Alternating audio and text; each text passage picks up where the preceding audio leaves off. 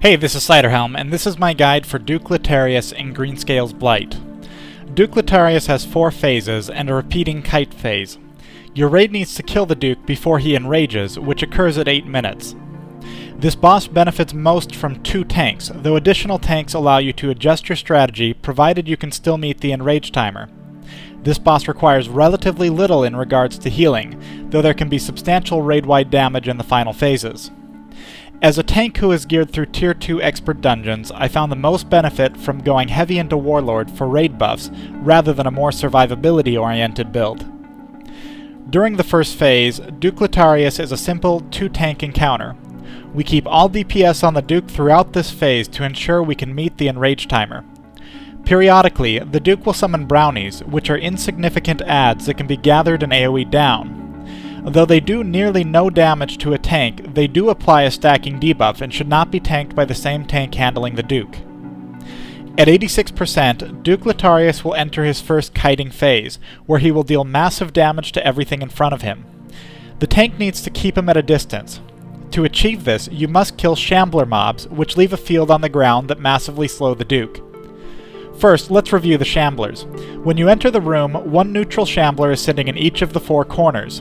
These have low health, deal very little damage, and can be tanked and killed by a single DPSer. Additionally, they respawn quickly, so you don't need to worry about running out. With our strategy, we had a rogue and a warrior each tank 2 and bring them to low health throughout the non-kite phase.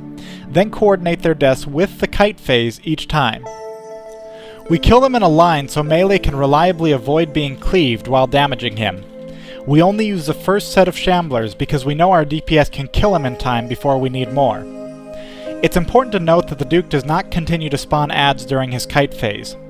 While this is important for several reasons, the most important reason is that all DPS are free to focus entirely on killing the boss during this time. Unless you're finishing up a low health ground fairy, everyone should stay on Duke until he is out of this phase. The slowing field that shamblers leave does not affect players, and a tank kiting the Duke can run through them without a problem. The kite phase ends at 76%, exactly 10% after it begins. Additional kite phases occur at 61%, 36%, and 11%, and each lasts for 10% of his health. The Duke will die during his final kite phase. Once the kite phase is over, I move the Duke back to his position. While it's perfectly fine to keep him on the other side of the room where you've kited him to, this helps reduce potential confusion in setting up the fields. The second phase is much like the first phase, except you will get flying fairies instead of brownies. These fairies have about 6k health and can be killed by 1 to 2 ranged DPS assigned to taking them out as they spawn. If left unchecked, these fairies can cause problems for healers, so they should be taken care of. The second phase is your last chance to make use of all of your DPS on the Duke. Use this to your advantage to help beat the enrage timer. Keep both melee and ranged DPS on him throughout this phase. Phases 1 and 2 can go very quickly, so the player or players responsible for killing shamblers should be made aware when he is nearing the kite phase. When we were within 5% of reaching his next kite phase, either myself or another player would call out each percentage point as he dropped down. At 61%, you'll enter the second kite phase.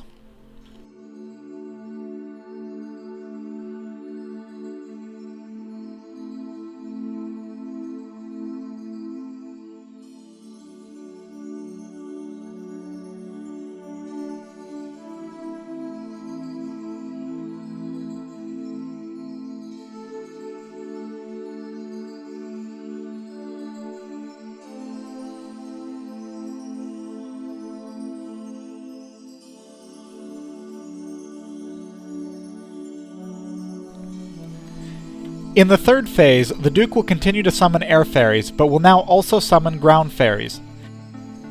The ground fairies have 70,000 health and cast 2 spells called Fey Blast and Fey Barrage. As often as possible, Fey Barrage, not Fey Blast, should be interrupted as it causes substantial raid-wide damage. After the first ground fairy spawns, each new fairy spawns approximately 25 seconds later. For this reason, it is best to keep enough DPS on Duke to avoid spawning fairies you don't need. In our raid, we had all of our melee DPS killing ground fairies while our ranged DPS stayed on the Duke. If 2 ground fairies were up at the same time, our tank was able to keep Fey Barrage interrupted on each. but help from melee stopped a few from hitting the raid. At 36%, you'll enter the third kite phase. If we had a ground fairy under 50%, we would continue to kill it before moving DPS onto the Duke. Ideally, only 1 or 0 fairies will be alive at the end of the kite phase.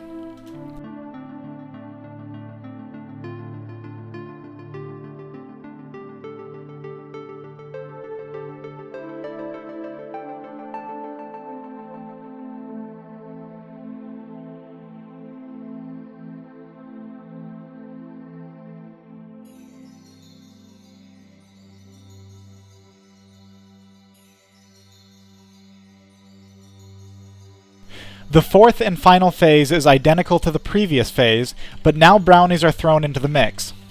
Like phase 3, we kept range DPS on the boss and melee DPS on adds. The addition of brownies makes it more difficult for a single tank to keep interrupts on 2 ground fairies at a time, something that wouldn't be so annoying if Treon had decided to give us a non-awful tab targeting function and nameplates. This phase is a little more hectic, so it is useful to use raid cooldowns during this phase to help burn through it. Brownies and air adds can both wind up being loose during this, which will give the healers problems. Keep this in mind, but also keep in mind that the real killers are ground fairies casting Fey Barrage, since they can still wipe your raid if they're left unattended. Stay focused, understand that you might have adds up going into the kite phase at 11%, and you'll make it through this phase. Like phase 3, finish off a ground fairy if it's low, otherwise switch to a full burn on Duke. If you make it into the final kite phase, you are very likely to have your first kill on Duke Letareus. Thanks for listening, and subscribe to the channel if you enjoy these guides. Our guild is Eventide on Deepwood PvE. You're welcome to visit the site at www.eventideguild.com.